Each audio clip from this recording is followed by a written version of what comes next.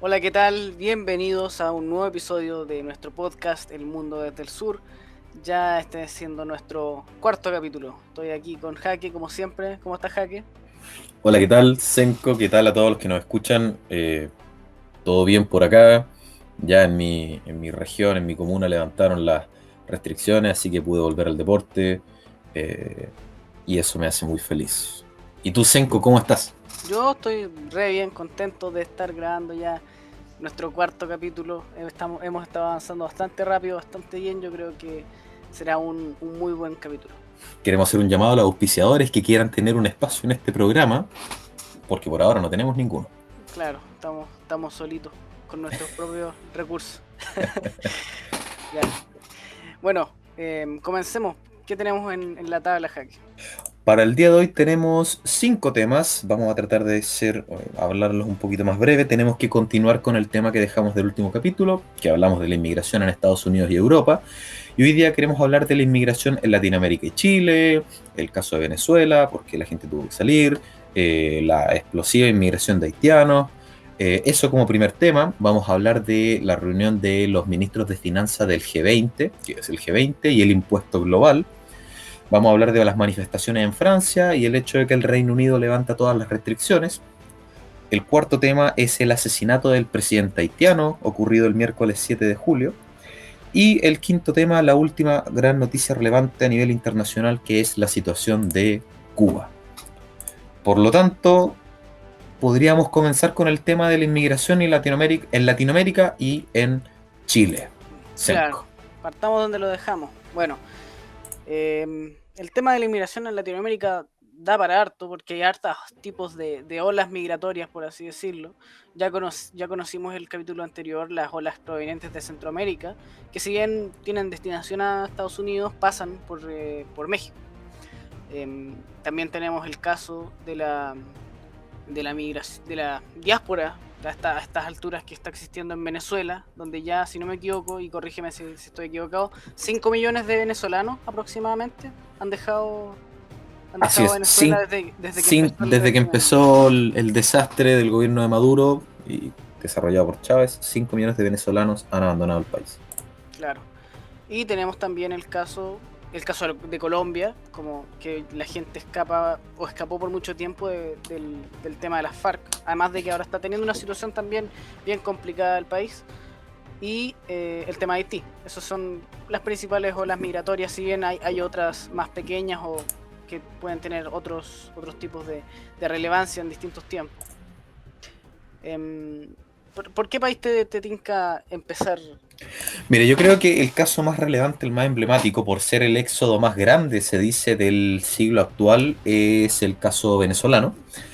Todos sabemos, la gente que nos escucha, lo que ha pasado en Venezuela, el desastre, la inflación, la dictadura comunista, miles, decenas de miles de muertos en manos del gobierno tiránico de Nicolás Maduro. Eso propició que mucha gente tratara de huir de Venezuela. ¿Y qué pasó en este contexto? Yo aquí estoy mirando un mapa.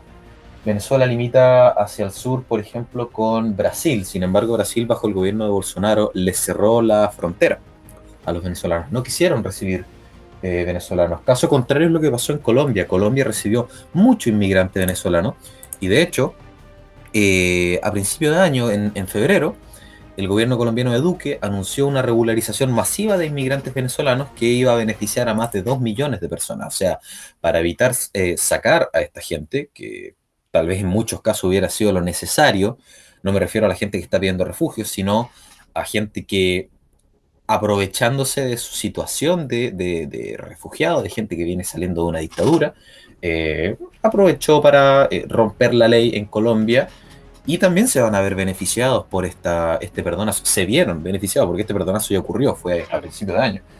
Eh, ¿Y por qué también quiero tocar el tema de Venezuela? Porque si ustedes ven el mapa de Sudamérica, Chile recibió muchos inmigrantes venezolanos. Yo sé que otros países sudamericanos también, pero Chile, sobre todo por ser el país que se supone que estaba empezando a salir adelante en Latinoamérica, aunque desde octubre del 2019 toda Latinoamérica puso eso en duda, Claro. que utilizaron a Colombia como un pasillo para llegar luego a Ecuador y luego a Perú y de esa manera llegar a Chile. Finalmente Chile, claro, Fue una especie de caravana, no como la que llegó a Estados Unidos, pero terminó siendo eso en la práctica. claro.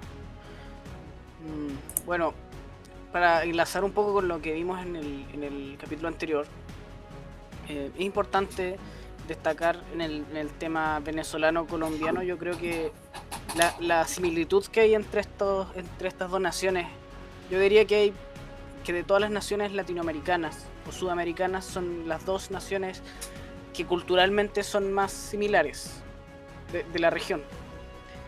Cosa que no vemos mucho en otras regiones. Claro. Por ahí tal vez Argentina, Uruguay. Claro, Argentina y Uruguay sería una buena comparación en ese sentido, sí. Em, Sin embargo, recordemos que Colombia, si bien obviamente, si lo comparamos con Venezuela, es un país que está mucho mejor, con una mucho mejor situación.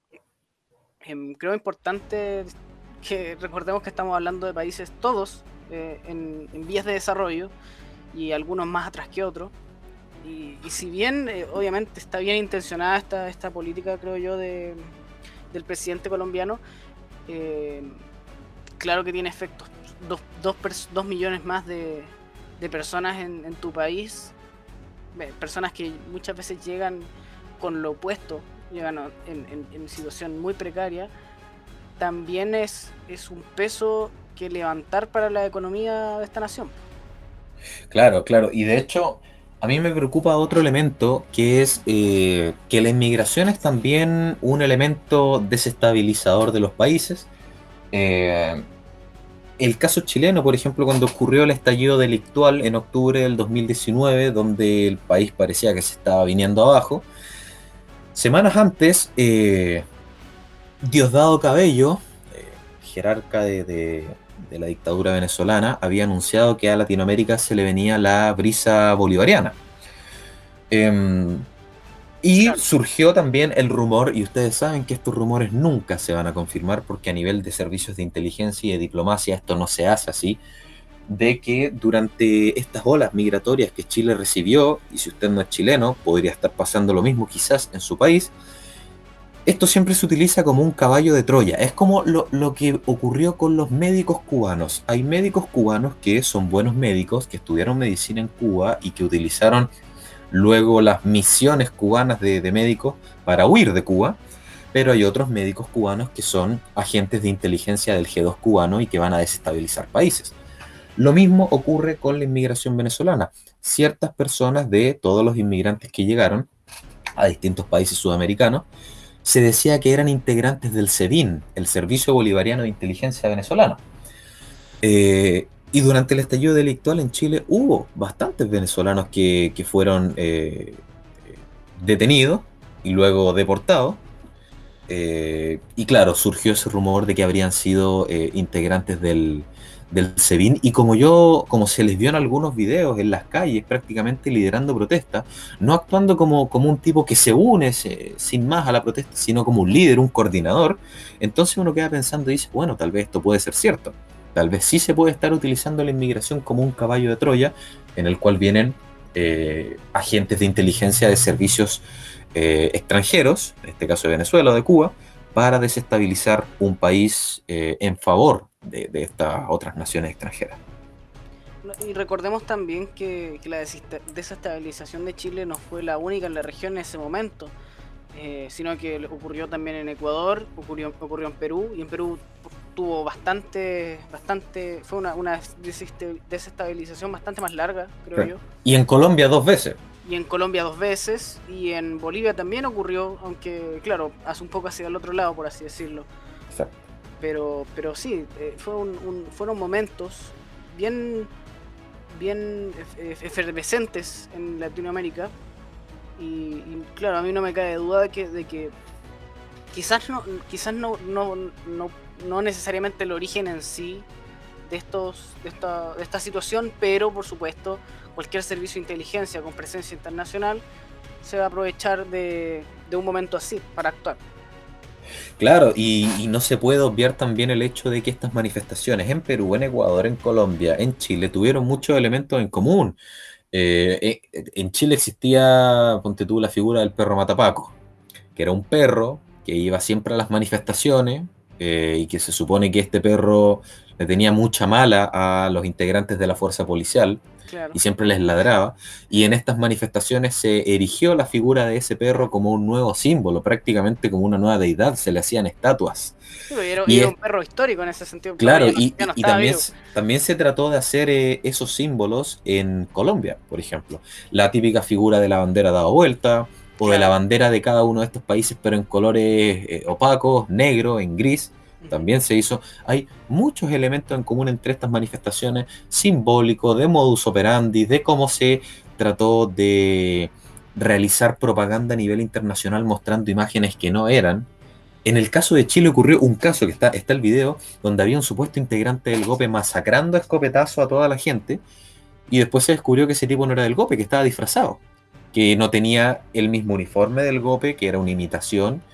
Entonces tú dices, bueno, ¿y quién estuvo detrás de todo esto? Mm. ¿Verdad? Entonces todos esos elementos en común no se pueden obviar, y claro, tampoco se puede decir que la manifestación fue originada por estos servicios de inteligencia, pero sí se puede decir que fue alentada eh, y que llegó a más gente, ¿verdad? Claro, claro. Y se utilizó, básicamente. Y se utilizó, yo diría, con la clara intención además de desestabilizar, de establecer nuevas políticas que quizás por la democracia no habían podido llegar a, a ejecutarse. Pero sí por la presión, entre comillas, presión social. Sí, Que, dentro de este mismo tema, Senko, para ir rápido con el tiempo y poder ver todos los temas que tenemos que claro, ver, me gustaría, dentro de este mismo tema, pasar a, por ejemplo, Haití.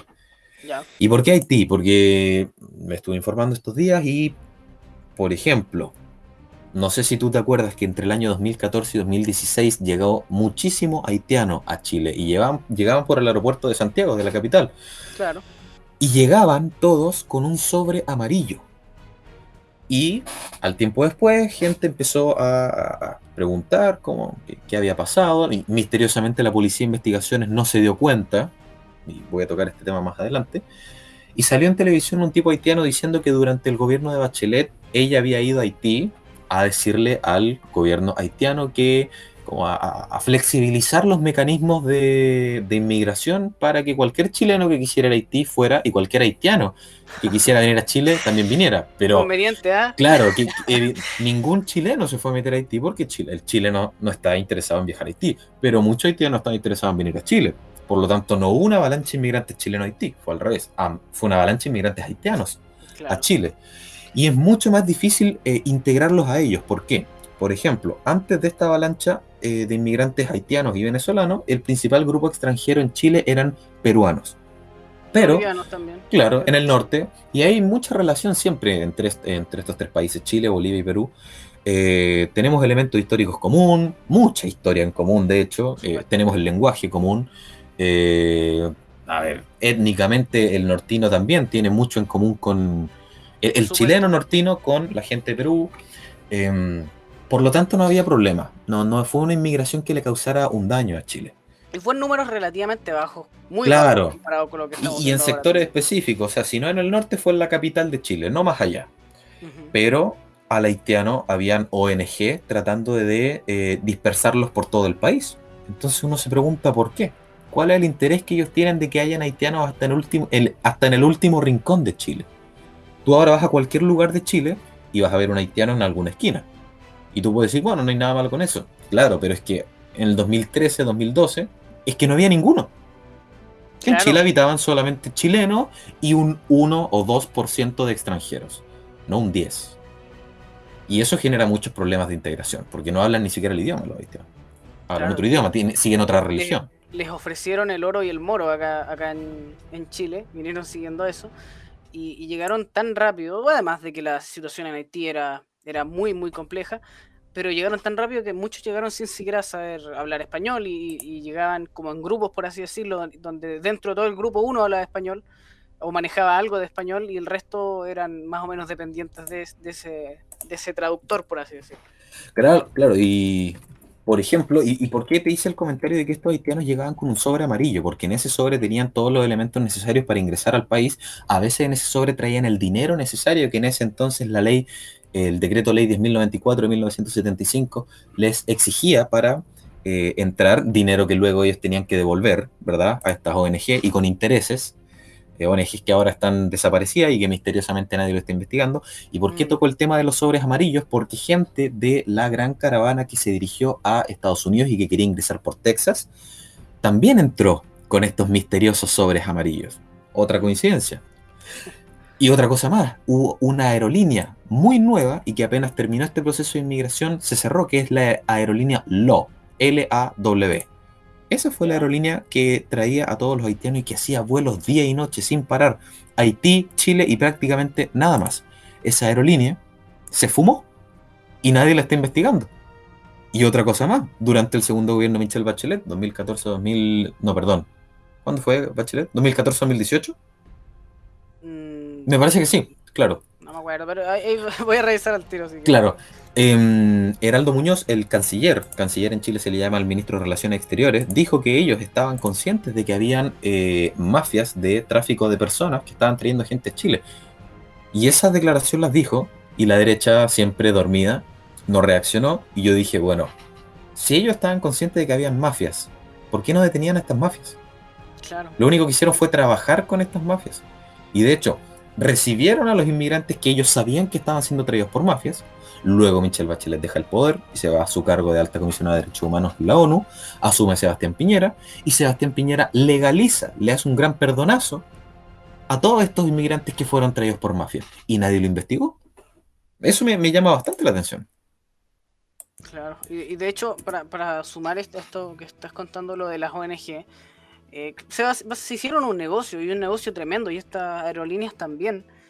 Y me recuerda un poco el tema que hablamos ya de Marruecos, de Claro, Marruecos con España, donde se promocionaba la migración, ¿no? En el sentido de que está bien, uno entiende cuando en un país está desestabilizado y otro por otro lado está funcionando relativamente bien, que existe un movimiento humano, pero cuando vemos estas verdaderas empresas que se generan a base a esto y que se generan para capitalizar la situación, y no solamente toman aquellos inmigrantes que buscan mejores oportunidades o que están muy desesperados, sino que patrocinan llegadas masivas.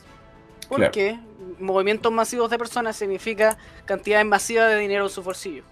Y por ejemplo en Chile la USACH, que no es para nada una universidad como buena universidad pública, la gente de Latinoamérica sabrá que las universidades públicas siempre tienen un sesgo hacia la izquierda y que la izquierda está bastante feliz con llenar los países de gente inmigrante, de extranjeros. La USACH en un estudio determinó que los sueldos en Chile en promedio iban a estar una década sin crecer. Los sueldos venían creciendo gradualmente. ¿Por qué? Porque ahora tenemos abundancia de mano de obra barata. Cuando hay escasez de mano de obra barata, las empresas empiezan a competir entre sí y empiezan a subir los sueldos.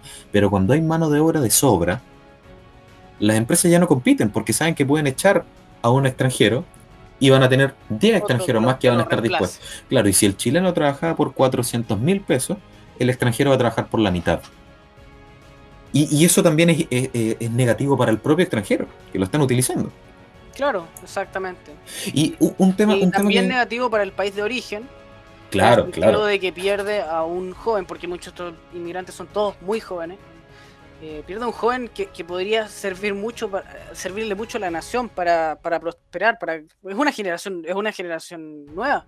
Claro, y ni siquiera es que, porque por ejemplo, se podría entender que esta gente viniera a Chile, porque Chile tiene buenas instituciones de educación superior a nivel latinoamericano, que vinieran acá, trabajaran o estudiaran y luego volvieran a hacer crecer sus países, pero no.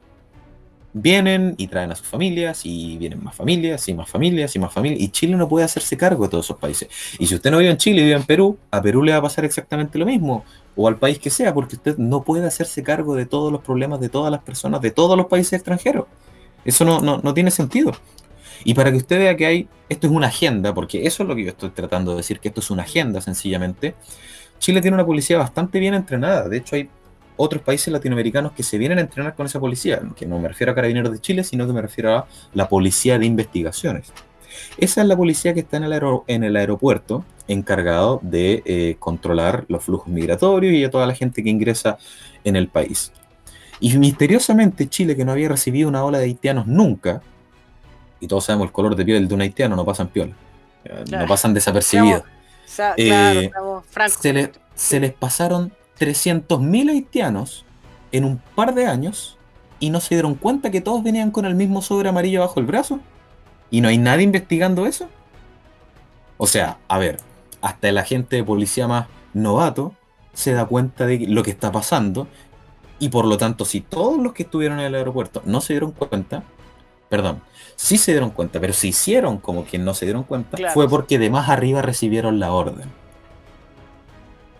De más arriba recibieron la orden. Entonces, ahí uno se pone a pensar, bueno, por eso entonces no están investigando esta aerolínea, ni las declaraciones de este ministro, ni el rol de organizaciones internacionales, ni de las ONG, que al día de hoy promueven la inmigración a las potencias occidentales, a Europa. Están todas esas ONG metidas en África, misterioso. ¿Por qué siempre en África? Tratando de meter africanos a Europa. Bueno, lo mismo está pasando en Estados Unidos, lo mismo está pasando en Chile. No puede usted decir que esto es espontáneo. Esto es ¿no? una agenda. Y responde a dos factores súper importantes. Eh, el primero es la agenda de la izquierda ideológica y el progresismo ideológico, eh, que busca ciegamente, en algunos casos, la diversidad. En el sentido de que viendo la diversidad como algo inherentemente positivo, que yo creo que es discutible. Yo creo que la diversidad puede ser positiva, no digo que no lo sea, pero En muchos casos justifica, es negativa. claro, y justifica estos movimientos de millones de personas solo para una agenda, no, pero como te digo, esta es una agenda ideológica que viene desde muchas universidades y de muchos, entre comillas, intelectuales de izquierda. Claro. Y eso está sumado también a los intereses empresariales de los grandes grupos, de los grandes grupos, bueno, valga la redundancia, empresariales Claro, los grandes grupos económicos. grandes grupos económicos, exactamente. Sí, y un tema que me gustaría tocar que también va de la mano con esto, que lo tocamos en el capítulo pasado por el tema de Europa, pero también está pasando en Chile, a las chilenas y en Argentina. A las chilenas se les bombardeó también durante mucho tiempo y a los chilenos de que no debían tener hijos y que hay que ligarse las trompas o hacerse la vasectomía o la agenda del aborto, ¿verdad? Entonces ya la gente no quiere tener hijos. Oh, los chilenos no están teniendo hijos y nos traen la solución. Hijos de Claro. haitianos. Pero si eso es otra cultura, Suena, no son chilenos. es que claro, suena, y es algo que pasó también en Alemania con los turcos. Claro, Porque antes de los grandes movimientos de los árabes, llegaban primero turcos a Alemania y es tan feo así como utilizarlos básicamente como una herramienta para resolver problemas, ¿me entendí? Yo creo claro. que es algo que finalmente los deshumaniza, imagínate, la izquierda ideológica justificando de que es como una herramienta que nos va a traer diversidad, una herramienta que nos va a traer empleos baratos que van ¿cómo se llama? O sea, empleos baratos. Nos van a Mano traer de obra. trabajadores, mano de obra barata, que entre comillas estimulen la economía, y te dicen que te van a... Y todo esto, y es algo, un discurso que no es la primera vez que funciona, esto ya se hizo en Europa, y me parece deshumanizante. Imagínate, no me gusta, no me gusta. Yo no es que, y aquí, para estar claro, nadie, ni tú ni yo, ni nadie está como en contra de los migrantes como concepto, o en contra de la inmigración, o de los movimientos de humanos, claro que no. Pero cuando ya empezamos a tener estos movimientos de millones de personas que se vuelven, que afectan las economías, y las economías no solamente un entendimiento de economía, me refiero a una economía desde las personas, afectan la economía, que afectan en temas de seguridad, que afectan en temas culturales y patrimoniales, claro, yo creo que se vuelven un problema.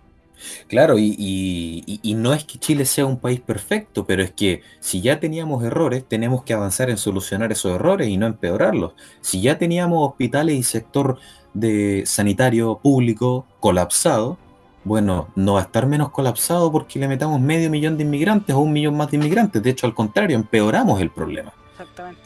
Y eso no le hace bien al inmigrante y eso termina haciéndole un daño también al nacional. Y otro dato relevante, aquí tengo un par de datos relevantes, desde el año 2014 al actual 2021, Se cuadruplicaron los subsidios para inmigrantes.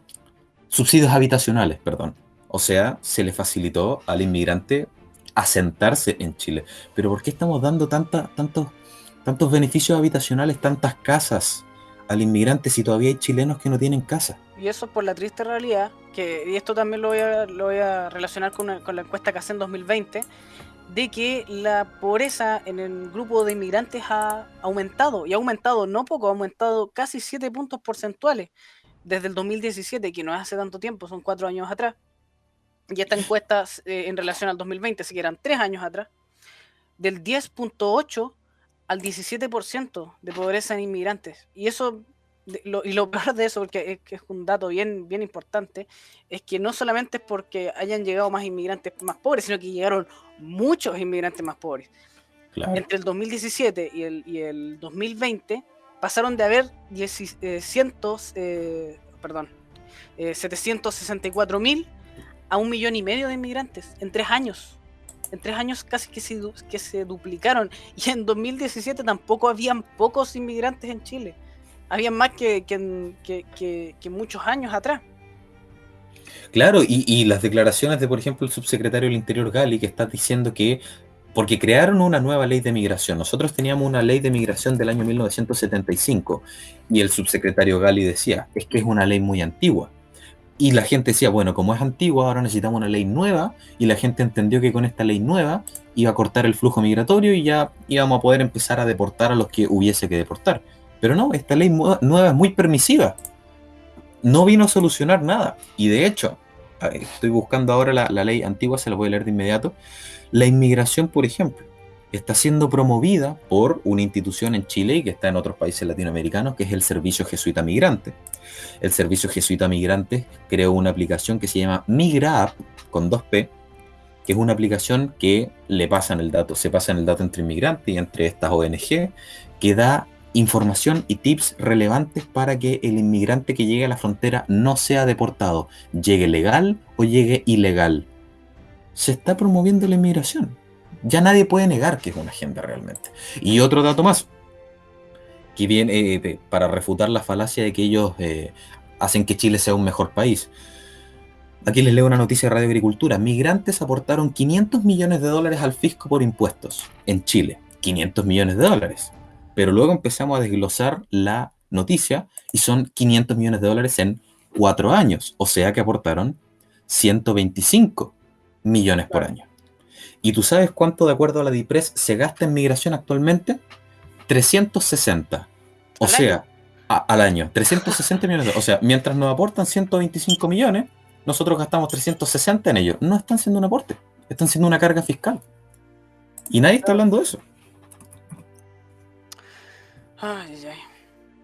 Mire, de hecho, quisiera leerte un poquito el decreto ley 1094, muy, muy corto. Esta es la ley antigua, la ley que ya no está vigente, pero que era muy buena, pero a la gente le dijeron que como es antigua, se tenía que ir. Les leo, artículo 15.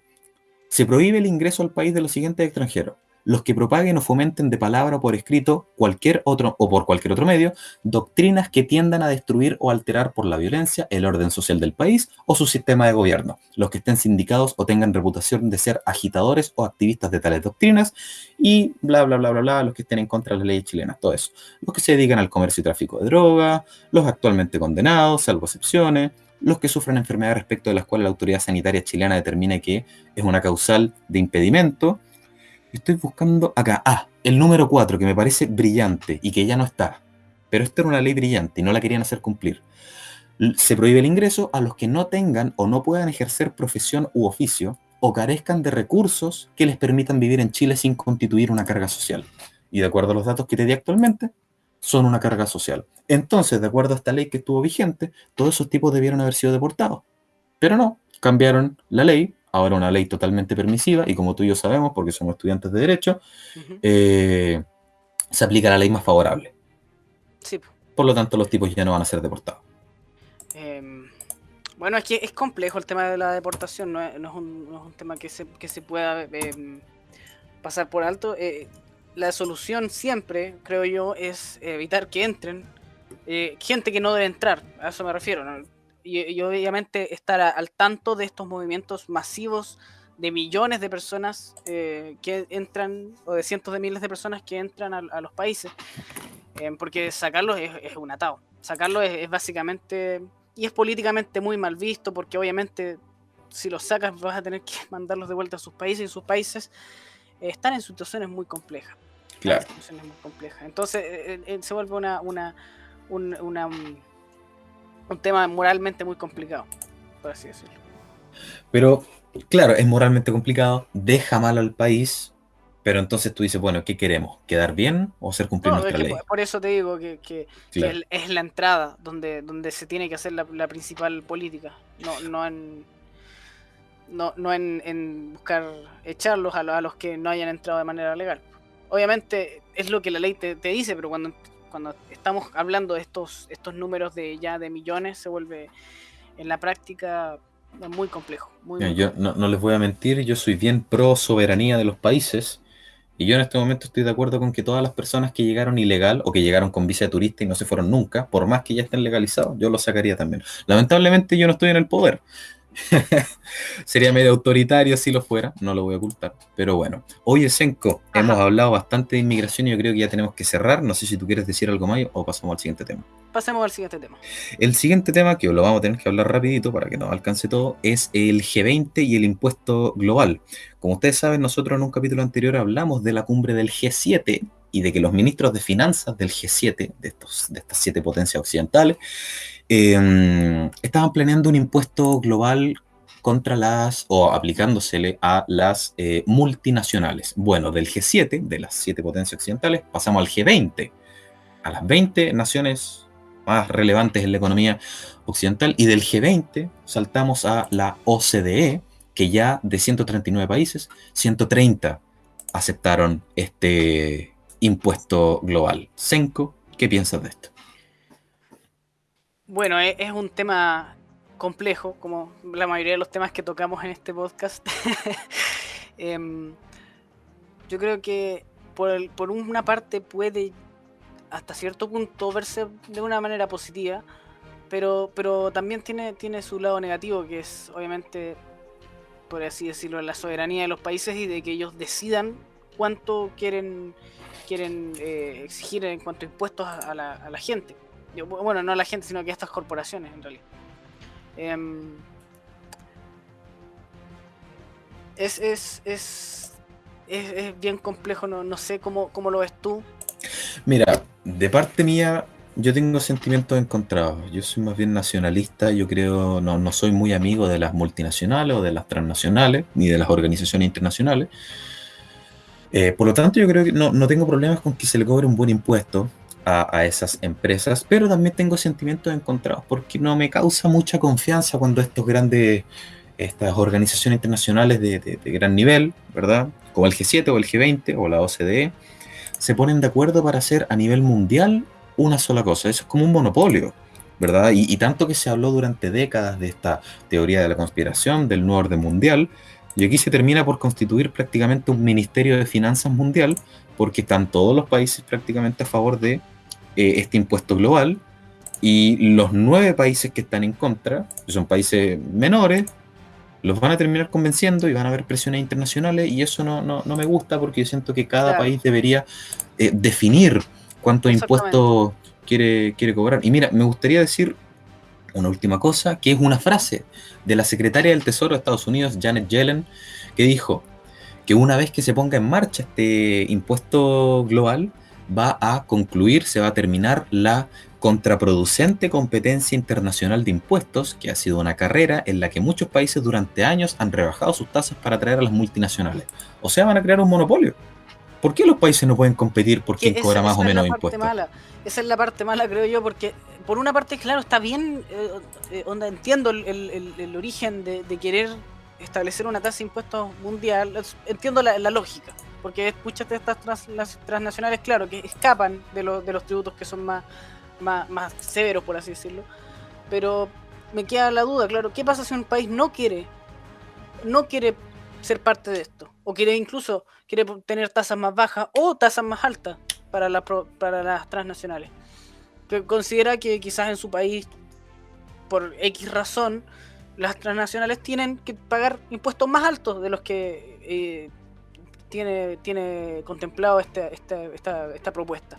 Claro. O por otra parte, ¿qué pasa si su país en realidad es un país un poco menos competitivo y una de las opciones que tiene para tener mayores ingresos fiscales es ofrecerle a las transnacionales tasas de impuestos más bajas que les sean atractivas? Entonces, al final puede terminar afectando a países en desarrollo, creo yo. Y claro, estoy de acuerdo de que los países puedan firmar con libertad de decidirlo, pero claro, está esa posibilidad de que los países que se nieguen se vean finalmente obligados a hacerlo por presión. Y se termina constituyendo un nuevo atentado contra la soberanía de los países por lo mismo que tú dices. Claro, si yo soy dueño de una multinacional y veo que, no sé, Nigeria, un país subdesarrollado, y Suecia, un país desarrollado con alto capital humano, los dos cobran 15%, me voy a Suecia porque en Nigeria puede estallar una guerra civil, en Suecia no, ¿verdad? Claro. Y los trabajadores me van a producir más y la gente tiene más ingresos, por lo tanto más me pueden comprar. Termina afectando a los países subdesarrollados.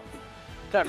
Oye, Senko, bueno, era básicamente eso, el repaso para enlazarlo con lo que habíamos hablado en un capítulo anterior, de este impuesto global.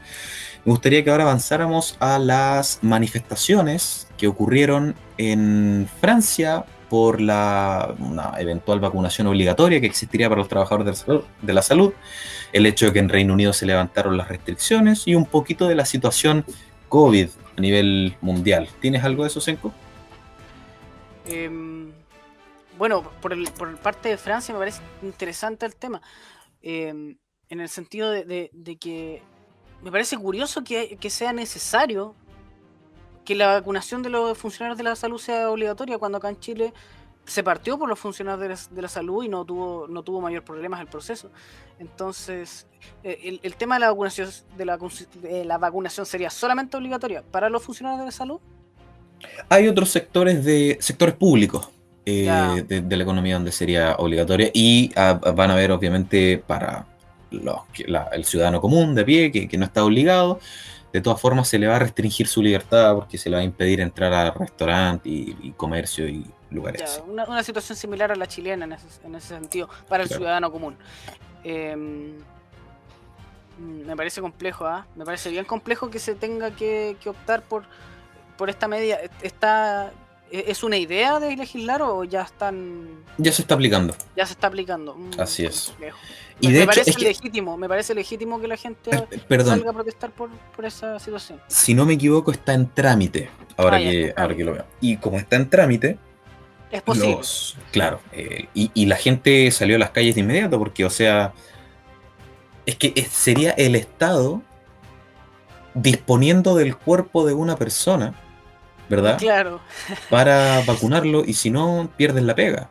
O sea, no, o dispongo de tu cuerpo o te quedas sin sustento. no me parece la No me estrategia. parece a mí tampoco, y de No. hecho hay un argumento que siempre se dice que es que la vacunación no puede ser algo, una decisión individual porque tú puedes contagiar al resto. Y a mí me gustaría explicarle a esa gente que cuando ustedes dicen contagiar al resto, yo les pregunto, ¿contagiar a quién? ¿Contagiar a alguien ya vacunado o a alguien no vacunado? Porque si es contagiar a alguien vacunado, no se preocupen porque la vacuna lo va a proteger y el virus prácticamente no lo va a afectar. Se supone, ¿verdad? Eso es lo que nos vienen contando. Y si es una persona no vacunada, bueno, la persona no vacunada tiene que asumir también la responsabilidad de no De no vacunarse. haberse vacunado, claro. Y esa persona no va a tener ningún problema porque Bueno, libremente decidió no hacerlo. que Entonces, cuando me también dicen que no, es un tema colectivo y que a nivel individual eso no es relevante, a mí no me que parece. yo creo que es una balanza en ese sentido.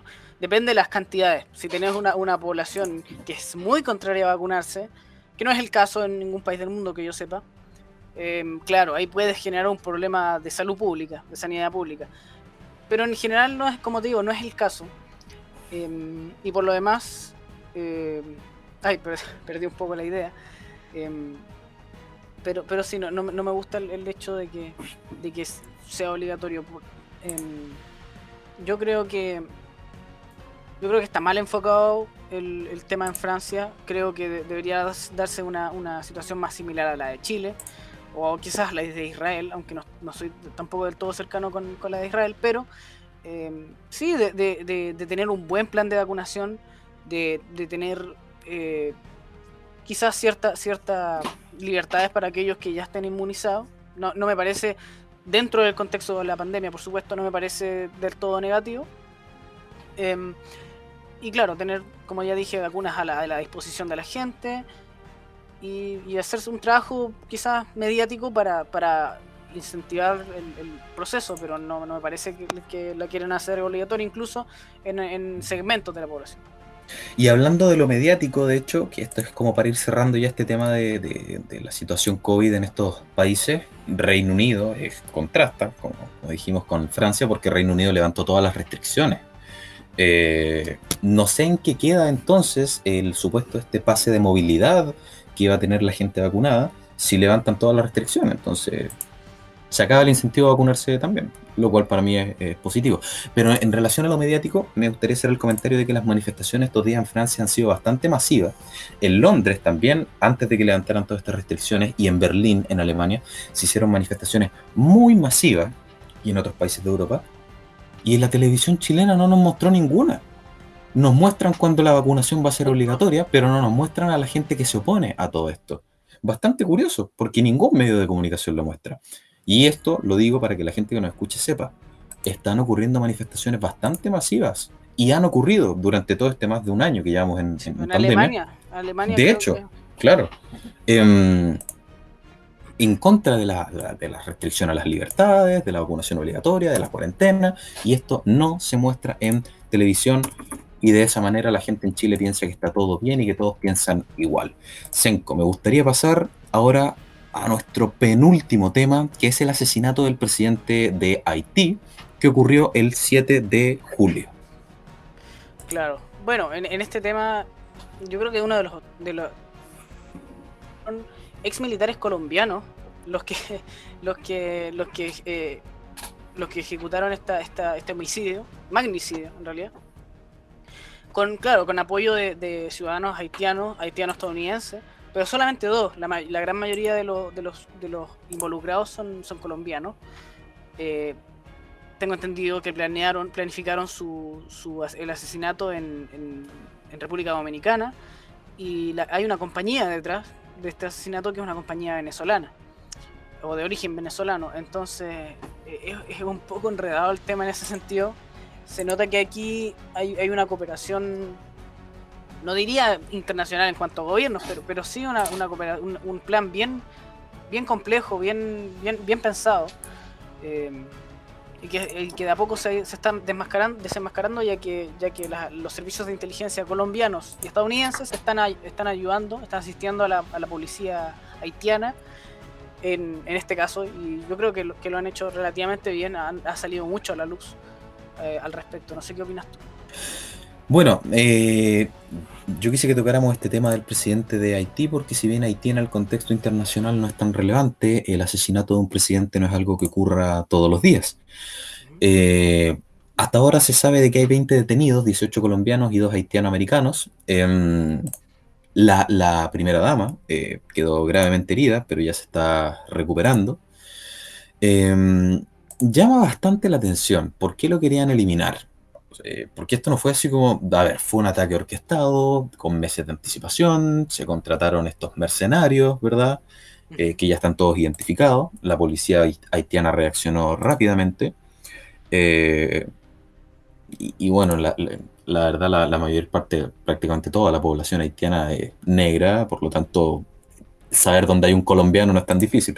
Em, pero a mí me llama la atención un hecho relevante, y es que, ya, y sí, me voy a poner conspiranoico, y que en el mundo habían 3 presidentes que rechazaron la vacuna, la vacunación de distintas empresas, AstraZeneca, Pfizer, etcétera. Lukashenko de Bielorrusia, está el presidente de Tanzania y el presidente de Haití. El presidente de Tanzania, que denunció a los laboratorios que hacen el test PCR, y los denunció públicamente porque el presidente de Tanzania mandó muestras de PCR con nombres de personas, pero las muestras no eran de personas. No eran humanas. No eran humanas. Le sacó una muestra de fluido salival a una cabra, a un conejo, no, no es salival, pero al jugo de una papaya y de otras frutas, aceite de vehículo, y los mandó todas al A laboratorio. testear. Claro, la de la cabra dio positivo a COVID, la papaya dio positivo a COVID. Entonces él decía, bueno, si el laboratorio nos está diciendo la verdad, entonces también tenemos que aislar la fruta. Tenemos que poner la fruta en cuarentena. Básicamente dijo que él no creía en la vacunación porque él consideraba que todo esto era una agenda. ¿Qué pasó? Misteriosamente ese presidente apareció muerto, porque le dio algo al corazón, ¿verdad? No es porque lo hayan mandado a matar.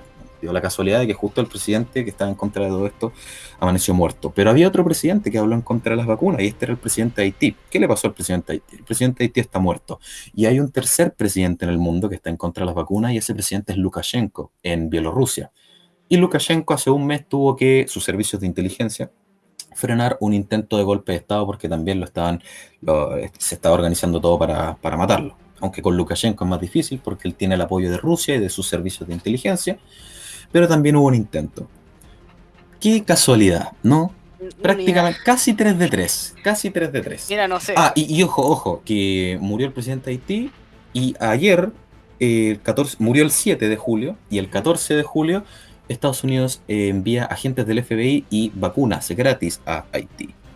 Interesante, me Bueno, llama que la atención. es plan de, o sea, es parte de la agenda del G7, regalar vacunas por varias razones, pero una de las que ya discutimos es que mientras más gente se enferme del COVID, más posibilidades hay de que generen nuevas cepas. No lo sé, no te voy a seguir en esta línea.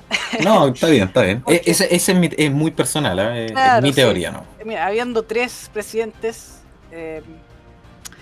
es un número pequeño dentro de todo, claro, es fácil que si le pasa algo a uno, siquiera, y en este caso a dos, bueno, que fueron los tres, pero, no sé, yo creo que habían otras razones también por las cuales, por ejemplo, a Sí, Lukashenko se pudieron... pueden se haber pu- razones internas en Haití. sí, claro, también, entonces... Oye, no, no, sí, ¿qué ibas a decir? No, claro que correlación no significa causa en ese sentido. Claro, Cada uno puede haber sido por razones distintas y por lo demás el de Zimbabue, dijiste. Tanzania. Tanzania. El de Tanzania, claro, uno puede em, pensar que o cuestionar el tema de su muerte, pero por lo que sabemos murió por, entre comillas, causas naturales. Entonces tampoco es una cuestión tan fácil de saber. Bueno, el haitiano también murió por causas naturales. Bueno, el natural claro, si Claro, te si te disparan, meten 20 tiros es natural que te mueras. Pero bueno, chiste no, cruel. Oye, pasemos al último tema porque ya nos estamos quedando cortos de tiempo y va a ser un repaso porque esta situación está todavía ocurriendo y es las manifestaciones históricas que están ocurriendo en Venezuela, en Cuba. No es el primer levantamiento popular que hay en Cuba en contra de la revolución comunista, de la dictadura, que fue castrista y que ahora es dirigida por claro. Díaz-Canel. Em, pero bueno, eso es lo que está pasando. Senko, ¿qué tienes de eso? Bueno, en el tema de Cuba sabemos que empezó por un colapso del sistema sanitario, un poco irónico, ¿no es cierto? ¿Verdad? Después de los años años de que los medios hablaran bien del sistema sanitario cubano, que por un colapso de este empiece esta situación. No es solo por eso, obviamente hay temas económicos. Digamos que fue la gota que rebasó el vaso para mucha gente en Cuba y empezaron a organizarse y a salir a protestar de manera pacífica a lo largo de todo el país. Claro, y llama la atención que el presidente cubano dice que esto en otras partes, entre otras cosas, ha sido por la situación agravada por el COVID, ¿verdad? Y a mí me llama la atención porque se supone que Cuba había desarrollado su propia vacuna. Si su vacuna es tan efectiva y ellos, obviamente, lo primero que van a hacer es vacunar su propia población, ¿por qué tienen tantos problemas con el COVID si ya están todos protegidos? Claro. Para mí que la vacuna es agua con sal, no voy a mentir, esa es mi opinión.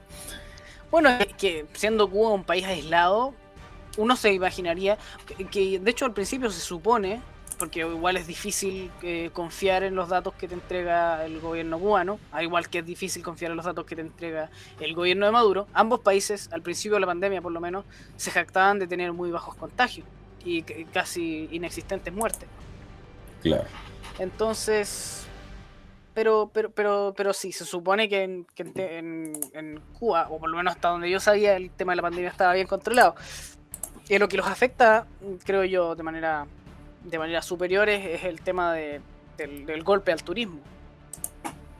Como le Claro, afecta de a todos seguro. los países, pero uno sabe que Cuba es un país bastante cerrado, no tiene mayores industrias importantes, que yo sepa, tiene productos de bienes de consumo, ron, Ron, azúcar, tabaco, azúcar, claro. exactamente, pero nada demasiado potente. Y lo más potente en Cuba era el turismo, este turismo de resort que entraban los extranjeros, muchos de ellos, por supuesto, no todos, pero muchos de ellos con una muy buena mirada del romántico del comunismo de la revolución cubana, y se quedaban encerrados en su resort donde tenían lujos espectaculares que el pueblo cubano jamás podía pensar, como pasta de dientes o papel Claro, confort.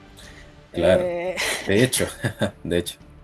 es lamentable, es muy Y lamentable. bueno, otra de las excusas que el presidente, o el dictador, más bien Díaz-Canel, ha dado es que esto es culpa del bloqueo, lo cual es tremenda estupidez. Cuba y la gente de izquierda de Latinoamérica siempre le echa la culpa al bloqueo. Sin embargo, me gustaría darle un ejemplo que creo que es el más evidente de por qué eso es mentira, y es el hecho de que, por ejemplo, Taiwán es un país que prácticamente no es reconocido por nadie en el mundo. Es un puñado de países los que reconocen a Taiwán, y Taiwán es uno de los países más desarrollados. Está dentro de los 15 países con mejor calidad de vida de acuerdo al índice de desarrollo humano. Cuba es un país que tiene comercio con más países que Taiwán. Claro, Cuba no tiene comercio con Estados Unidos, pero Taiwán tiene un bloqueo también, y es el bloqueo de China, que es la próxima potencia. Pero eso no impide que Taiwán haya salido adelante. Entonces Claro, el problema, nos damos cuenta que no es el bloqueo, porque Taiwán tiene un bloqueo y de hecho tiene menos reconocimiento que Cuba y sale adelante igual. Cuba y tiene un bloqueo y no puede salir además, adelante. Entonces el problema además, no es el bloqueo, sino que es el modelo económico cubano. además la situación de Taiwán es mucho peor que la de Cuba, en el sentido de estar constantemente amenazado por Beijing. Claro. Entonces sí, además se sabe que el bloqueo, dentro de todo, y es bueno que se está hablando de este tema, el bloqueo el supuesto bloqueo de Cuba es que básicamente Estados Unidos se niega a comerciar con Cuba, pero comercian con la Unión Europea, comercian con Latinoamérica, comercian con China. Entonces, eh, Y también comercian con Estados Unidos.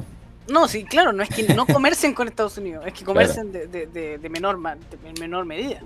Y de hecho, dentro de todas estas protestas, el gobierno cubano prometió, no sé si prometió ya se implementó, pero hasta donde yo sabía, prometió una rebaja de aranceles en alimentos y medicamentos.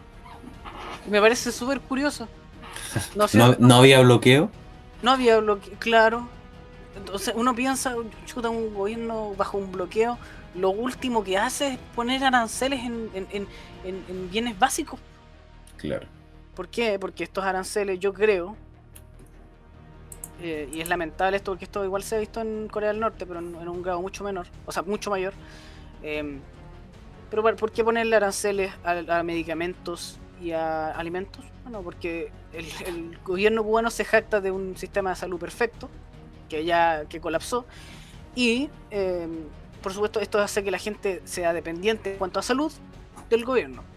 Además, porque ¿para qué un arancel en alimentos? Porque tristemente el pueblo se controla por el estómago. Y eso es lo que pasó en Corea del Norte, como te digo, en un ámbito mucho mayor, pero un pueblo que no tiene una nutrición suficiente no puede rebelarse. No puede, es físicamente incapaz de rebelarse Claro. contra una policía y un ejército que le sean contrarios.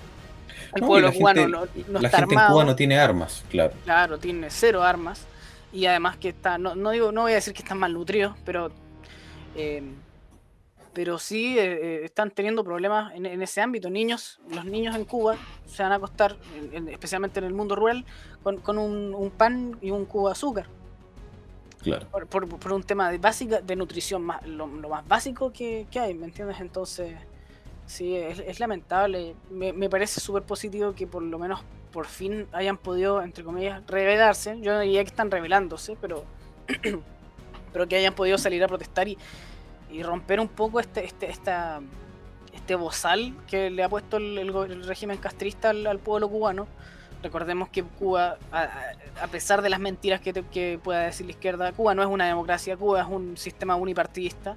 Entonces la gente no tiene opciones. La gente no tiene opciones y con suerte tiene opción de protestar.